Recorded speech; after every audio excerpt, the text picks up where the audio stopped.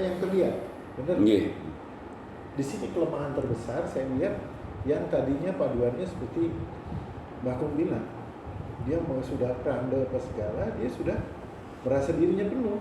Nggih. Di situ kendala.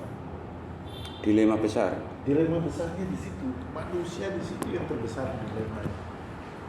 Termasuk saya ya. Ya, kalau kita tahu jangan bilang termasuk. Saya tidak tahu, tidak boleh. Kita harus mulai bersyukur, mensyukuri apa yang beliau anugerahkan. Makanya kita mampu nggak kita bersyukur dengan napas kita dulu. Kita sekarang ini hidup, mampu nggak kita mengucapkan syukur dengan napas kita? Jenengan pernah nggak bersyukur dengan napasmu? Sebelum jenengan jawab, saya yakin belum.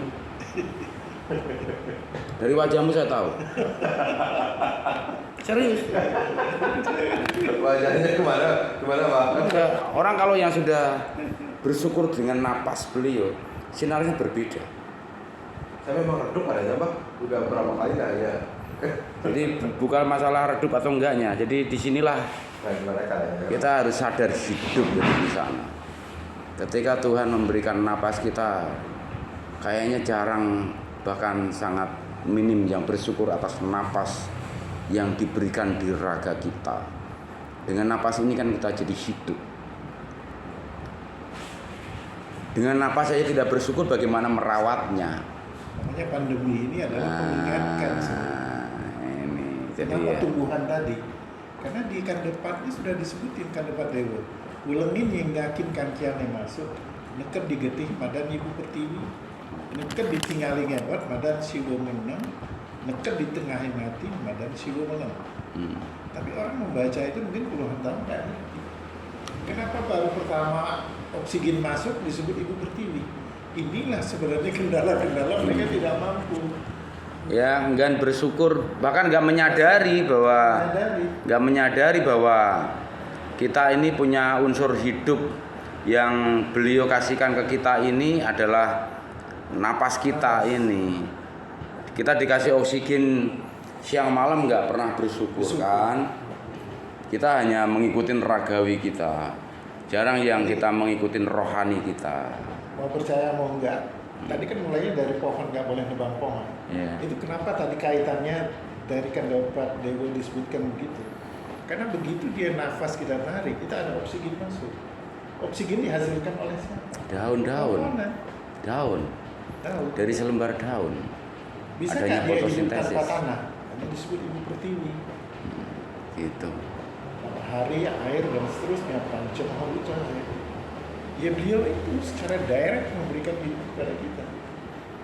Jauh sekali kadang-kadang ininya pemahamannya udah. Ya sangat jauh karena sekali. kehilangan jejak itu tadi. Kita sudah sibuk dengan tata seremonial yang berbelit-belit. Itu dia. Tata seremonial kan sudah indah. Kenapa tidak dikaji isinya gitu? Ketika Yu mempersembahkan bunga melati untuk siapa, bunga cendana buat siapa, bunga melati, bunga aneka macam bunga. Ini kan juga masing-masing ada yang suka. Jenengan suka mawar, Nanlingsir suka melati, Bakung suka bunga matahari misalnya gitu. Yang satu bunga cempaka, yang satu suka jempiring gitu. Nah, ini kita harus paham. Bikin canang untuk apa, bikin Banten buat apa, bikin Pejati buat apa, syaratnya apa saja, bentuknya bagaimana, kan masing-masing sesuai dengan pencapaian dan kemampuan. Ya kan? Ini kan halaman belakang saya ada pohon cempaka satu. Nah, Karena bunganya bagus, nggih. jadi sering orang stek nggak bisa. Nggih. Tapi ini dari sini saya belajar, Mbak Kum. Ternyata mereka itu juga ingin dipersembahkan. Iya. Begitu saya rajin memetik dia tanpa boleh ada yang terlewat, kemudian kita persembahkan. Tak perlu saya beli canang apa segala, saya persembahkan itu. Lalu selesai. Mereka tuh berbunganya terus. Nggih. Daya tiga. Kalau cempaka mau dibiarkan ya harus permisi dengan pohonnya. Padahal mudah sekali. Boleh dicangkok, boleh dipekung boleh dipotong dimasukkan di botol. Nah, nanti begitu akarnya keluar, angkat, baru disemai. itu cepat sekali. Dapat lagi ilmunya. Nah, gitu.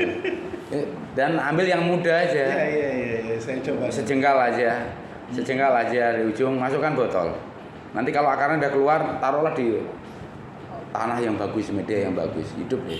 Tapi minta permisi dulu pada dia. Ya permisi harus. Nah itu yang saya juga jadi. Kan dibudidayakan, bukan dibunuh. Ketika kita potong ini kan kita tidak membunuhnya, tapi supaya berkembang biak dengan baik. Atau dengan bijinya. Kalau tanaman buah yang nggak berbuah harus dipotong gimana Pak? Jangan dipotong, sunatin saja. Disunatin itu dibuka kulitnya dari tanah itu sejengkal, terus dibuka 2 cm, nanti siram air mecin yang 1000-an itu. Ini sudah keburu dipotong Bu. Oh. Potong aja sudah. Ya karena kalian tidak memahami hidup itu tadi. Jadi sewenang-wenang gitu. Kita sewenang-wenang. Manusia itu kalau kuat sombong. Iya. Uangnya banyak yang dibeli yang boten-boten gitu. Jadi selalu angkuh manusia itu sombong karena mengikuti neragawinya. Itu yang paling besar, yang paling benar adalah di situ. Nanti kalau kita mengikuti rohani ya kita pasti teduh. Kita nyaman, menjaga harmoni. Bahkan rumput pun mungkin dirawat.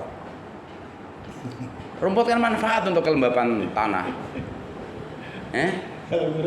Kalau dicabut kita manfaat untuk kambing, kelinci, sapi kita. Kalau dipotong dikit Pak ya. Iya kan? Banyak ular. Nah, ini kan ular aja dimusuhin. Ular lagi keluar kan lapar. Ya sayang ya, anak ganteng. Ini sing ganteng nih. Sing ganteng. Namanya Joko Lelono. Banyak gini saya pernah sih di tempat yang lama. Tadi kalau ada ular masuk ke rumah memang harus dibunuh Pak ya. Ya tergantung sampean lah. Kalau jiwamu lembut gak mungkin matiin Oh nyamuk juga gak mungkin kamu matiin kalau kamu sudah paham kenapa nyamuk minta getihmu. Darahmu kelebihan ya diminta. Tinggal bilangin ya, lu isep sepuas-puasnya tapi jangan ninggalin penyakit kan. Makanya para kadang aja Pak kalau gimana feeling saya ularnya saya nggak bunuh. Paling masukin botol aqua, buang begini. Ya kalau beli matiin ular, masak sup lah kasih saya. Kalau matiin binatang harus saya makan. Oh gitu. Ya iyalah. Dia harus berguna. Itu intinya. Jangan nanti kan berbeda. Kalau ada orang mati, dia harus berguna. ya iya. Nggak boleh sia-sia hidupnya. Kalau membunuh secara tidak sengaja, misalnya. Ya gak mungkin membunuh tidak sengaja. Membunuh tidak sengaja namanya membunuh itu udah niat. Enggak gini Pak, kayak kemarin itu kan gini di kebun nih pakai mesin memotong rumput juga udah lihat ular. Namanya jenengan main mesin kalau nggak sengaja itu udah sengaja semua dihabisin. Ya kan? Jadi alasannya itu gak sehat. Saya punya cerita kira-kira 20 tahun yang lalu. Lebih ya 25 tahun yang lalu. Ada yang perbaiki kebun saya itu namanya Pak Saroji. Dia, ya, di Bondowoso dia tukang bikin gedek. Nggih. Bilik bambu atau rumbia. Ini bilik rumah. Kan ada dari kulit rumbia, ada dari bambu dia. Bambu nggih. Dia bercerita karena gini, pada waktu itu ada 6 ular itu masuk di pohon tulak. Pohon tulak itu saya tanam di depan. Itu ularnya yang hijau, yang ekornya merah itu. Ular apa namanya itu, Mbak? Ulo ijo. Itu orang paling berbisa itu. Yang saya tahunya yang dari Australia itu bilang itu yang paling dia nggak berani. Begitu dia masuk mati itu. Ya. Nah itu ada. Saya tanya dia, kamu itu ularnya berbisa sekali. Enggak Pak, saya punya cincinnya dia bilang. Bagaimana ceritanya? Jadi pada waktu saya di sana di kampung, malam-malam itu ada petunjuk dari dia bilang ratu ularnya menyampaikan ke saya, Saroji besok kamu bangun, tebang 2 pohon itu di depannya ada permata. Jadi kamu kalau pakai itu nggak bakal ada ular yang berani. Akhirnya dibikinlah cincin itu 2. Kemudian suatu saat dia butuh uang, dia tawarin saya, cuman saya ambilnya cuma 1. Setelah saya lama pakai itu, tiba-tiba satu hari saya itu malam itu nggak bisa tidur. Mas badan itu, saya ada batang, saya masukin diri, tapi airnya pakai air panas. Begitu mau dingin, nggak enak lagi. 3 hari setelah itu, saya tanya kepada orang yang ngerti di Wajima itu, coba bawa sini Bang. Akhirnya saya dikasih petunjuk untuk pergi ke Besaki di Gua Raja itu. Murah datang bawa 3 pejati malam hari jam 12 malam sendiri. Kemudian letakkan di mana Pak Murah mau, tanpa ada orang tahu. Akhirnya saya letakkan di sana. Setelah itu nggak ada gangguan. Nampaknya saya hanya medium untuk menyampaikan ke sana. Dan setelah itu ada pelinggihnya dikasih langkirannya di situ. Saya ketawa aja. Cuma saya kan Indah ya? bisa lihat. Indah jadinya. Iya. Jadi dulu itu saya jalan sampai ke Jawa, sampai ke Bogor, sampai ke Lombok, sampai kemana-mana dengan pembimbing itu namanya Pak Dewi.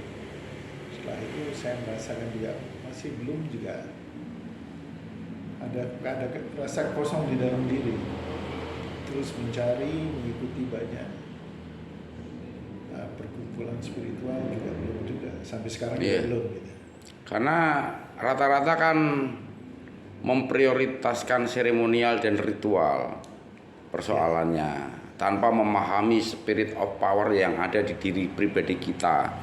Sekarang inti utama yang simpel yang berkali-kali Mbah Kong sampaikan adalah mulailah dengan menerapkan pernapasan panjang yang kembang kempis perut. Itu kan simpel sekali, tapi mana ada yang mau percaya. Sekarang beli tutup hidung sama mulut beli ya. Saya pengen tahu. Besok saya ikut buka setre itu. Loh, bener nggak? Iya kan, selesai kan? Dari sini sebetulnya petunjuk yang luar biasa yang Tuhan kasih ke kita. Beliau itu ngasih anugerah kita ini kehidupan. Saat kehidupannya kita tutup kan kita nggak selesai, ya kan? Nah, cara memelihara napas kita ya dengan pernapasan panjang inilah supaya kita ada konektivitas dengan yang memberi napas kita. Intinya kan ke sana. Maka setiap hembusan napas kita pasti bersyukur. Kalau di Islam ada zikirullah kan, dengan zikir napas itu sebetulnya kan kesadaran untuk mengucapkan syukur atas napas kita. Tapi sampai ke sana belum. Saya yakin belum. Karena masih lahir aneka kesombongan dari itu.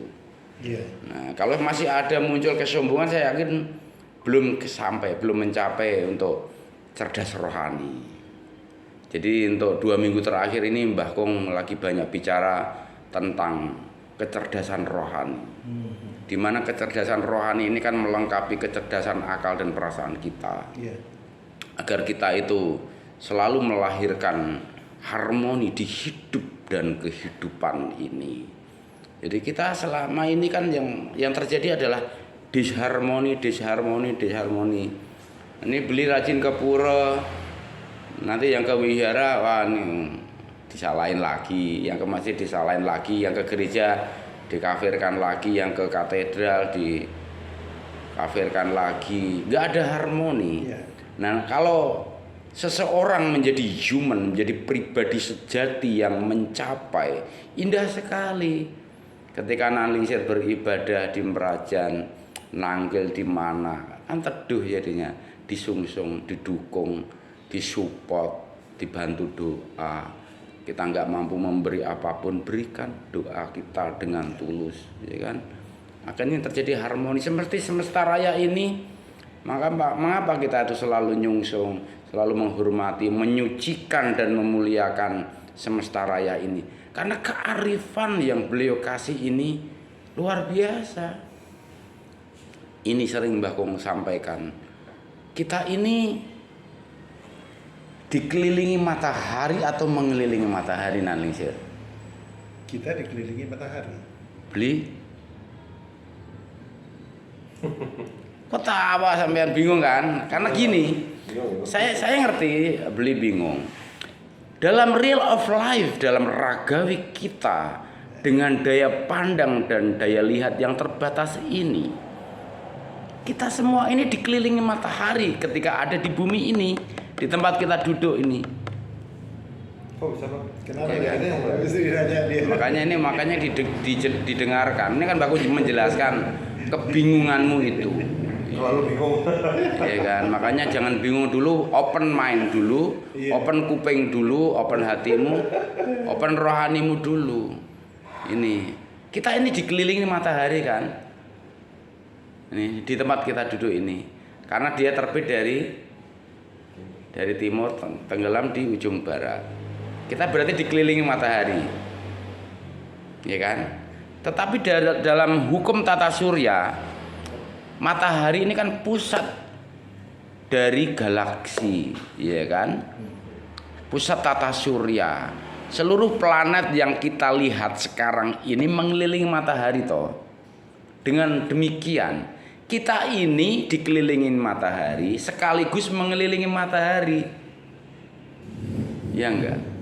Jadi secara hukum bumi dan antariksa kita ini mengelilingi matahari, secara harafiah sebagai jagat cilik ini kita dikelilingi matahari. Indah kan?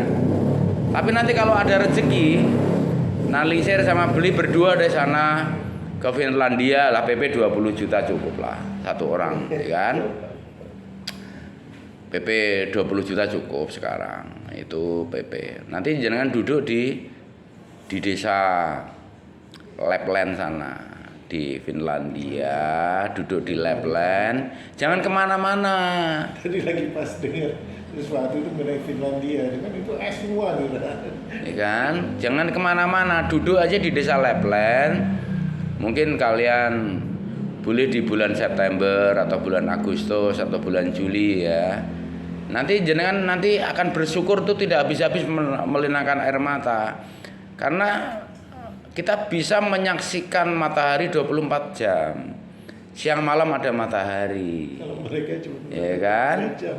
Jadi inilah keindahan dan keajaiban yang seringkali kita tidak syukuri. Mata kita ini indah, tapi terbatas daya pandangnya. Ini saya tanya Beli, ketika aku memandangmu, memandang dirimu ini, apakah aku melihatmu? Belum tentu kan? Ya enggak. Walaupun saya memandang Beli, saya enggak bisa melihatmu secara utuh. Saya memandang Nanlingsir, belum tentu aku bisa melihat Nanlingsir. Demikian pula sebaliknya. Disinilah sebetulnya kalau kita meningkatkan aneka hal yang sifatnya rohani, maka semuanya terbuka. Harus sabar. Itu yang juga saya inginkan, Mbah. Iya. Kenapa saya datang, saya juga ingin dilihatlah bagaimana sebenarnya. Kalau secara keinginan besar, tapi secara dengan membandingkan apa yang dibicarakan di YouTube apa segala, kok saya merasa masih jauh dan nol. Apa yang salah? Kan itu yang saya ingin tahu. Karena kalau seandainya dibilang kebangkitan rohani, memang dia automatically sudah jam 12, sudah jam 1, saya pasti bangun tanpa ada yang membangun. Entah itu kenapa, saya juga nggak ngerti gitu. Mungkin orang lain juga bingung kan dia gitu. Ya mungkin mereka merasa, aduh saya kok begini, justru dikeluhkan gitu. Padahal itu suatu karunia gitu. Nanlingsir kalau pergi kemanapun kan tahu kan alamat dan tujuan kan. Ya. Roh ing panuju. Ini physically. Cerdas akal dan cerdas perasaan kita membuat kita itu harus punya alamat untuk yang dituju. Beli tadi nelpon Mbah Kong kan? Iya. Ya, Mbah, di mana nih posisinya? Jenengan yang menemani nanti share ya kan. Takut nyasar-nyasar. Oh, di depan TK Trisula beli ya kan. Ancar-ancarnya mana? Oh, Bank Mandiri itu deket gitu. Karena bank di Bali kan terbatas ya kan. Karena Bank Mandiri gedungnya besar dan tinggi dan dekat di pinggir jalan raya, maka mudah tahu arah dan tujuan. Ya, ini secara physically kita harus punya pegangan alamat yang jelas. Tetapi ketika kita mengandalkan yang rohani, ini sudah di luar pancadria kita. Nanlisir misalnya dibimbing ke suatu tempat, sama seperti menaruh pejati di Besakih itu. Kenapa sekarang ditaruh Pelinggih? Apakah melibatkan ragawi kita? Tidak kan? Sama sekali tidak. Jadi anugerah beliau itu sebetulnya di luar pancadria kita. Kita nggak bisa membantah. Jalankan saja. Bahkan kemarin beberapa hari, mungkin ada 7 hari atau 8 hari yang lalu, ngobrol sama seseorang penemu situs. Situs Candi Buddha. Jadi Nanlisir Anak Agung Ngurah. Itu kan Sentanu. Kan yang di pekarangan beliau itu kan ada Candi Buddha yang ditemukan, yang terbenam dalam tanah, tapi akhirnya digali dan sekarang dibuatkan replikanya di atasnya. Saya permisi sebentar. Kenapa? Tidak sebentar aja. Iya. Jadi kebayang nggak Nanlingsir ketika ya gitu, Mbak aku nggak dikasih alamat itu tempat Candi Buddha. Demikian pula dengan teman saya yang saya boncengin, saya naik motor. Kira-kira saya mencari nggak itu? Menurut pengamatan Nanlingsir, Mencari. saya tidak mencari Nanlingsir. Saya hanya menjalankan motor saja. Maksud saya begini, kan dari awal seperti yang Mbak Agung tadi bilang, kita kalau mau kemana kan ada tujuan.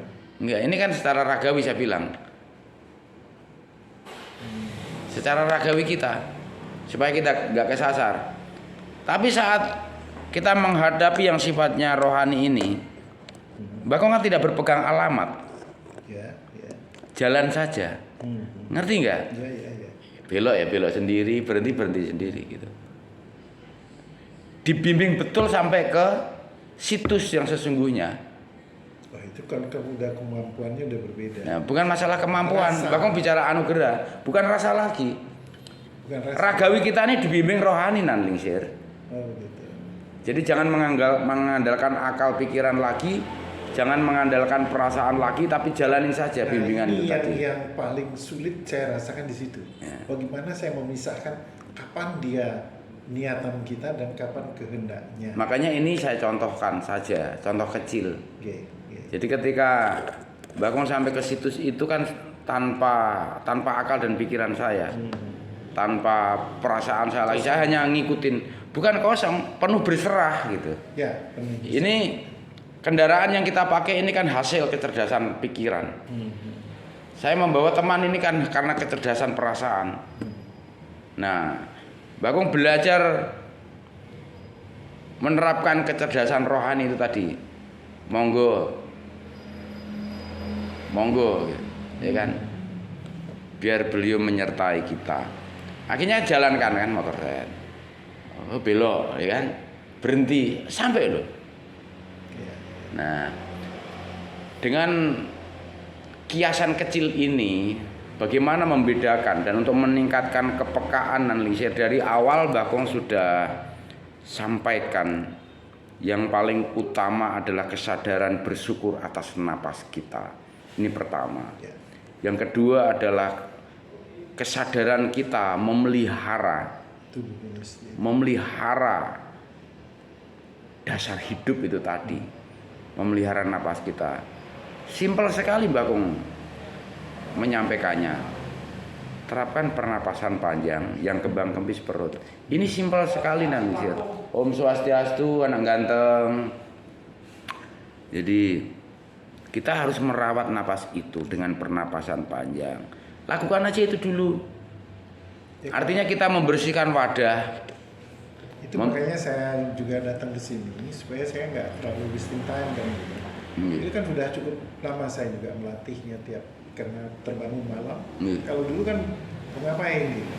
Akhirnya itu jalan yang saya capai, tapi masih ada kelihatannya belum tepat gitu. Itu yang menyebabkan saya datang ke sini untuk menanyakan apa yang salah atau bagaimana, mohon petunjuknya Pak. Jadi mulai sekarang non-linear terapkan pernapasan panjang yang kembang kembis perut. Jangan ditahan, tarik napas ini. Ngembang kembis. Boleh pegang perut Mbahku. Boleh dipegang. Ini simpel saja.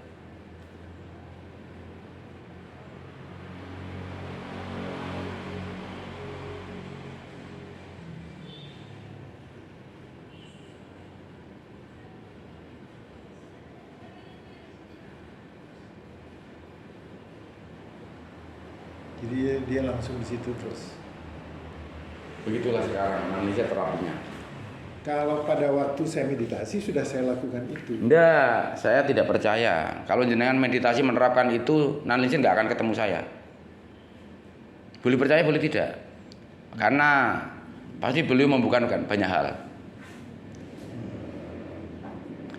Karena non-linear selama ini menahan napas itu. Akhirnya stuck di neuron. Iya. Nah, itu kan. Maka tidak akan nyambung. Jadi dia biarin di sini. Nah, gitu. Jadi kan harus ngalir ini. Agar beliau bertahta di dalam aliran napas Jadi kita. nggak peduli dia dari manapun, maksudnya kita nggak perhatikan dia dari hidung atau mulut. Ya boleh kan kita napas kita dari mulut dan hidung. Iya. Kalau kita pilek pakai mulut. Kalau kita pengen lebih sambil ngomong begini, kita napas kita dengan mulut kita. Nyanyi kan napasnya dengan hidung dan mulut, tergantung application of speak-nya. Jadi ketika kita ngomong begini, embusan napasnya kita pakai mulut. Nariknya bisa pakai mulut. Kalau untuk nyuri-nyuri nada-nada yang sifatnya overtone, falset dan sebagainya, kita nyuri-nyuri napasnya lewat mulut dan hidung. Ini untuk meningkatkan resonansi ketika mengembangkan perut kita. Karena yang kita jual suara kita, kasaran gitu. Nah, nanti kalau udah otomatis begitu, kepekaan itu akan menjernihkan ragawi kita otomatis. Nanti bukan hanya sekonyong-konyong, tiba-tiba nanti dawu-dawu itu ngalir. Sebetulnya ketika non-linear menaruh sesuatu di besake itu salah satu sudah ada kepekaan ke sana. Cuman belum terolah, ya kan? Itu yang makanya saya kalau seandainya saya balik awal lagi, jadi pada waktu saya di Jakarta kan tahun 68 saya udah di Jakarta, tahun SMA saya langsung di situ. Saya menikah juga dengan orang Betawi, Sunda Betawi. Kemudian tahun 90 saya pindah ke Bali. Sampai sekarang. Sampai sekarang. Jadi tahun 89 saya punya anak satu, tapi sampai sekarang dia belum nikah juga. Belum menikah? Oh, putra. Kalau yang senang bujangan. Saya nggak ngerti karena selama ini beberapa dia tunjukkan pacarnya gagal terus. Saya sebagai orang tua dan saya juga memang terlambat nikahnya. Oh, umur menjelang 40 saya. Hebat lah. Nah, pada waktu saya keenakan membujang. Enggak, kendalanya juga sama. Ada dulu dari agama apa segala, sedangkan ini dia juga darinya agama Islam. Jadi saya kemudian bilang sama mertua saya bilang masalahnya bukan soal agama, Pak. Dalam hal ini nanti anak ini dia hidup di Bali. Sekarang putranya di Jakarta? Di Bali. Di Bali. Dia kerja di manajer di suatu restoran. Ya, kapan-kapan boleh nggak ngobrol sama Mbah Kung? Iya. Boleh. Kapan-kapan. Sekarang itu anak ini ya itu kalau diarahkan gitu dia sulit. Bukan diarahkan, non-linear ngobrol aja. Bukan diarahkan, udah tua diarahkan. Iya. Kalau sama misalnya, sekarang kalau saya bilang sama non-linear ABCD, sebut ting gitu biasanya gitu kan. Kalau bahasanya istrinya non-linear kan Sunda Betawi, sebut ting ini kan gitu. Jadi tidak begitu maksudnya. Kita silaturahim itu kan ada sesuatu yang titik-titik poin yang diperlukan. Analisir kan sudah sering meditasi persoalannya, Ya. tetapi teknis pernafasannya kan nggak tepat. Ya, nggak tepat. Karena mengikuti itu ada kriya yoga, ada yang begini. Ngerti, Bukunya jadi- bukan main banyaknya itu. Jadi kita misalnya ada yang berupaya membangkitkan cakra, Iya. membuka kundalini, ya kan? Ya kan kita kan tidak arah ke sana. Tapi kemarin itu tanggal berapa itu saya sembahyang suatu pura sempurna namanya di desa. Baru saya duduk sebentar karena saya konsentrasi kepada beliau. Di belakangnya gitu dia. Nah, Tapi kenceng banget, biasanya seperti paling sedikit seperti ada semut yang jalan gitu kan. iya, Tapi ini seperti ular dia gitu. iya, Baru sekali itu, makanya iya. saya ingin tahu juga apa sih ini, bagaimana seharusnya gitu. Walaupun teori buku kan banyak sekali. Iya, ini sudah di luar teori Analisir. Kalau namanya kita mendapatkan anugerah dibukakan pancadria kita ini karena kita itu dikasih raga yang sehat, maka jangan kita itu tidak mensyukuri raga kita yang sehat. Ketika kita memelihara raga kita yang sehat ini dengan memulai yang rohani banget itu otomatis kan ngikutin gitu kan. Satu hal lagi, Mbak Kum, saya kalau tidur apa segala itu istri saya itu nggak betah dia di dekat saya, karena tangan saya, kaki saya itu suka seperti digerakkan dari dalam gitu. Saya nggak ngerti gitu, saya juga merasakan, tapi ini apa ini gitu. Kalau kan dari awal Analisir udah bilang membaca pawukon. Iya. Iya. Karena hobi membuka kitab Betal Jemur ada makna pawukon dan sebagainya, karena Analisir udah punya bekal secara akal dan Saya ikut perasaan. ketinggalan juga, Pak. Oke. Jadi telah membekali diri secara akal dan perasaan. Nah, sekarang kan kita lengkapi dengan yang rohani. Analisir, ini Mbahku nggak mau gurui ya, ini berbagi aja, ya kan? Hidup kan begini Analisir. Dari awal kita bicara masalah napas. Ini tubuh jasmani kita Analisir. Kita merawat dengan makanan dan minuman. Iya. Kita udah makan dan minum, ya kan? Ini tubuh rohani kita Analisir. Iya. Ini kan ngerawatnya dengan apa Analisir? Perawatan rohani ini terbentuk dari apa yang kita lihat, yang kita dengar dan kita rasakan. Ya kan? Tubuh jasmani dan tubuh rohani ini menyatu. Jadi apa Analisir? Jadi jiwa. Maka ada cacah jiwa. Jadi jiwa yang hidup. Dari manakah kehidupan ini terjadi? Tadi dari awal Mbak Kum bilang, dari napas yang Tuhan kasih, yang beliau kasih, maka kita hidup. Tanpa napas kan nggak hidup. Ya kan? Dari awal ini kuncinya di sana. Intinya nanti beli ini akan memerlukan sekali dalam pelayananmu. Kamu sebentar lagi kan pengen ngayah, ya, pengen ngiring kasarannya. Kan kamu kan punya harapan ke sana. Ya kan? Loh, jangan nyalain gua hanya menyampaikan. Biasanya Jakarta ini karena istrinya Betawi. Ya, nanti ketika ini Kalau jalan biasa aja susah, apalagi di Iya. rumah. ya, itulah persoalannya. Makanya ini penjelasannya untuk bekalmu. Iya. Ini terutama untuk bekalmu. Analisir kan sudah ngasih tahu. Jadi kita jadi jiwa. Ada jiwamu, jiwa analisir, jiwanya Mbak Agung. Ini hidup. Hidup ini kan rahasianya di napas. Mari kita rawatlah napas yang ada di jiwa ini. Ya, dengan pernapasan panjang ini. Terus tadi. Ini terapin terus. Maka ragawi dan rohani yang menyatu ini. Kita mau ngikutin yang ragawi atau yang rohani? Rohani. Kalau ngikutin yang ragawi terus buruk-buruk mulu adanya. Kita jadi sering lupa, sering salah, sering iri, sering murko, ya kan? Itu kalau ngikutin ragawi. Karena inti adalah rohani. Ya, maka kita harus rubah kita. Kita sekarang ngikutin yang rohani tadi. Bagaimana mengikuti rohani? Banyaklah pernapasan panjang ini tadi. Agar beliau bertahta di jiwa kita. Kalau beliau bertahta di jiwa kita kan teduh jadinya. Kita nggak iri lagi, menghindari lupa lagi, kita menghindari salah lagi, kita menghindari murka lagi. Kalau temanmu berkembang kamu support, kamu temanmu maju kamu bersyukur. Kalau ngikutin ragawi, temanmu maju kamu alang-alangin, temannya berkembang kamu rintangin, ya kan? Harus kamu sendiri yang maju, ya kan? Rahasianya ke sana. Nanti kalau beli sudah mulai melayani penuh people, begitu beli ngikutinnya rohani, gumun kamu sendiri, secara ragawi kamu sendiri gumun. Kenapa gumun? Apa gumun? Heran, Heran. takjub. Kenapa kamu bisa seteduh itu? Ya kan? Yang kamu sampaikan indah. Kamu muput misalnya, muput 20 semeton. Jangan kamu belum siap langsung baca mantra-mantra dan doa-doa. Harus dibuka semua. Semeton sami, kita ini orang yang buruk dan kotor sekali. Mari kita sama-sama membuka hati pikiran kita, membuka rohani kita. Kita mohon pengampunan dan penyucian seperti baju yang kita pakai ini. Ya kan? Kamben kita kuning, baju kita putih. Agar kita memuliakan dan menyucikan beliau dulu. Agar kita juga turut disucikan dan dimuliakan. Maka dalam awal doa, pranayama, ngomong tok kan? Kebayang gak beli? Kamu udah berteriak pranayama. Kamu terapkan enggak?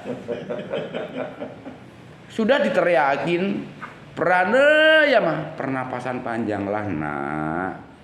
Mari semeton sami kita pernapasan panjang. Lakukan minimal 100 kali itu.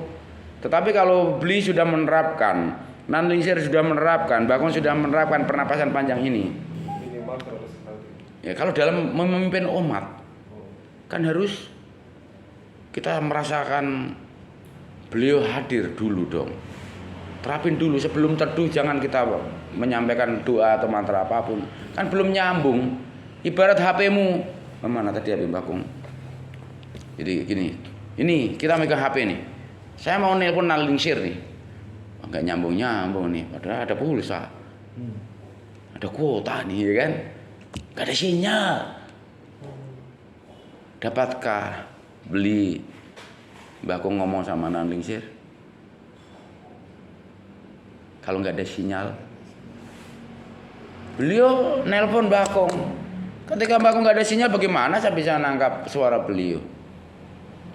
Demikian pula kiasan bagaimana kita menjaga konektivitas dari napas sederhana kita yang ajaib, sederhana dan ajaib dengan sang pemberi napas ini. Gitu. Maka diserukan pranayama. Ini minimal beliau harus terapkan 100 kali. Jadi pranayama ini kamu menarik napas panjang, perutmu membesar sekali, hembuskan kempes, tarik napas lagi, sampai kamu benar-benar teduh dan kamu merasakan penyertaan beliau. Maka kadang-kadang ketika Nanlingsir tadi ngomong ada ciririt, berarti adalah para suci yang sudah tidak beraga lagi menyertai kita. Maka kita ini sering nyungsung, ngasih kopi, ngasih bunga, ya kan? Ngasih dupe, ngasih minyak. Ini kan kita menghargai semeton-semeton sami, kawitan kita yang laki dan perempuan. Kita sucikan, kita muliakan, kita hadirkan, ya kan? Jadi ini semua adalah untuk menghormati dan memuliakan. Sekarang beli tahu sendiri kan, saat Nanlingsir dan beli datang, Bakung masih layanin people kan. Ada Adiluring, ada Nagam, ya kan. Dan mereka serius sebetulnya, walaupun saya ketawa-ketawa, saya nyanyiin dan sebagainya, sebetulnya mengingatkan kan. Tadi pas nyanyi itu saya nyontoin pernapasan panjang.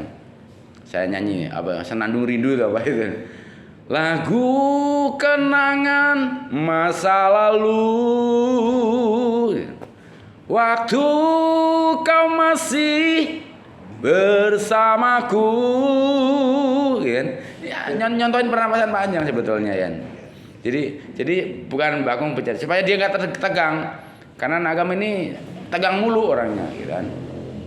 apa yang dipekerjakan itu selalu diberkati, tapi dia kurang bersyukur. Nah ini hobi nebangin pohon. Mbak Kong anti nebangin pohon. Saya bisa nangis kalau ada orang nebang pohon. Lebih baik saya nggak melihat. Iya. Beli nebang pohon saya bisa kabur loh dari depan beli. Aku nggak mungkin melarang beli nebang pohon. Kalau seandainya dirapikan kan boleh. Enggak, ini kan saya bilang nebang. Merapikan dengan nebang beda jauh. Itu Iya. kalau merapikan harus Permisi. Permisi. Kalau enggak permisi hasilnya. Iya. Mau percaya mau enggak.